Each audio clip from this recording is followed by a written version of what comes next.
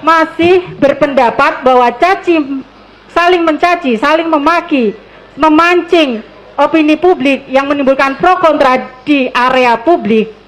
Ya. Gini ya. Konteksnya ya, karena informasi tertutup tadi. Hoax timbul. Sudah berkali-kali tadi disampaikan ahli. Ya. Oke, sekarang satu lagi pertanyaan. Saya tanya ahli, saudara ahli, secara pribadi, saudara percaya nggak dengan informasi yang disampaikan Bambang Tri? Secara pribadi, saudara percaya nggak dengan informasi yang disampaikan oleh Bambang Tri?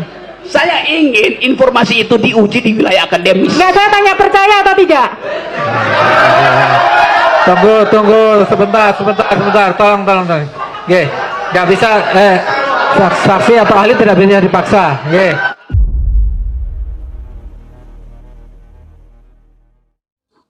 Bismillahirrahmanirrahim. Assalamualaikum warahmatullahi wabarakatuh. Salam sejahtera untuk kita semua. Kali ini kita akan membahas masih soal persidangan dari Sugiknur dan Bambang Tri Mulyono yang makin hari makin seru dan lucu. Tetapi pada video kali ini itu sangat seru karena salah satu saksi ahli filsafat dihadirkan, yaitu Rocky Gerung. Rocky Gerung ini hadir dalam persidangan Sugiknur dan Bambang Tri yang kemudian memanaskan suasana yang berdebat dengan jaksa penuntut umum. Untuk lebih lengkapnya, mari kita sama-sama lihat videonya. Ya, baik. Artinya bahwa dalam kehidupan bernegara, berbangsa, bermasyarakat, berbangsa dan bernegara, semua warga negara Indonesia harus berdasarkan Pancasila. Oke? Salah satu butir pelaksanaan dari Pancasila adalah salah satunya saling menghormati sesama manusia. Baik. Nah, dihubungkan dengan penjelasan ahli bahwa tadi dikatakan bahwa hoax itu bukan kejahatan, orang saling caci maki di dalam ruang publik sekalipun, di media sekalipun, itu biasa-biasa saja, boleh-boleh saja. Yang saya tanyakan, kalau itu menimbulkan suatu hal yang pada akhirnya tadi saling dendam, saling caci maki, saling bermusuhan, ada pro dan kontra. Bagaimana dengan kehidupan bangsa kita? Bagaimana dengan pendidikan moral bangsa kita? Kita ini yang senior-senior ini kan memberikan edukasi kepada yang junior-junior.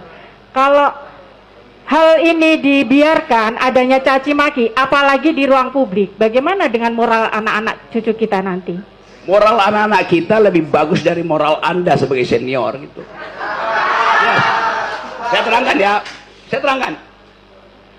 3 jam lalu seorang anak SD umur 14 tahun wawancara saya di ruang rapat situ. Dia anak SMP, matanya cacat.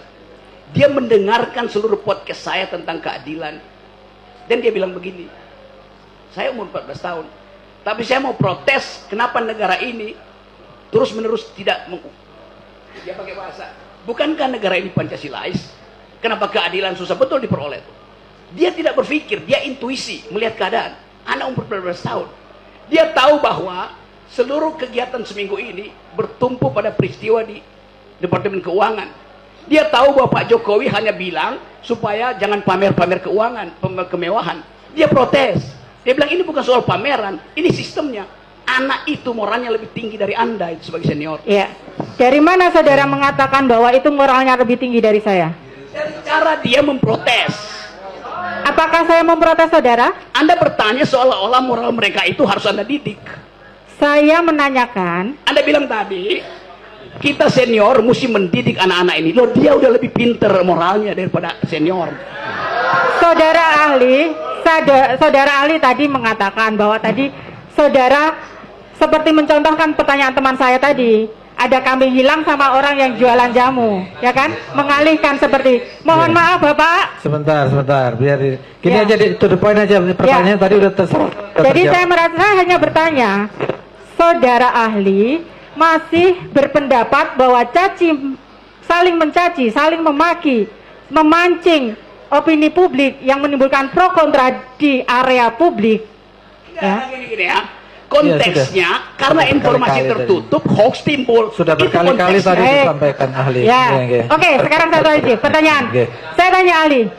Saudara ahli, secara pribadi, saudara percaya nggak dengan informasi yang disampaikan Bambang Tri? Secara pribadi, saudara percaya nggak dengan informasi yang disampaikan oleh Bambang Tri? Saya ingin informasi itu diuji di wilayah akademis. Nggak, saya tanya percaya atau tidak? Tunggu sebentar. Tolong. Oke. Nggak bisa saksi atau ahli tidak bisa dipaksa. Oke. Baik, monggo. Ahli monggo, mau dijawab boleh, mau tidak jawab boleh. Oke, sebentar. Sudah saya cukup, nggih. Oke.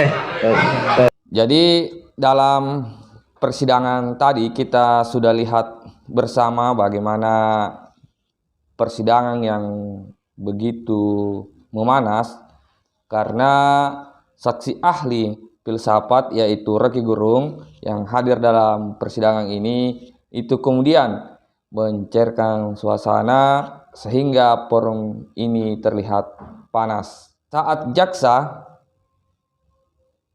memberikan sebuah pertanyaan kepada Rocky Gerung ini, namun Rocky Gerung ini selalu menyela pertanyaan, artinya dia memberikan sebuah jawaban tapi bukan esensi dari pertanyaan yang disampaikan oleh pihak jaksa. Kita juga lihat sendiri bagaimana Rocky Gerung ini itu terlalu kentara bahwa dia ini sangat memihak kepada Bambang Tri dan Sugi Nur terkait dugaan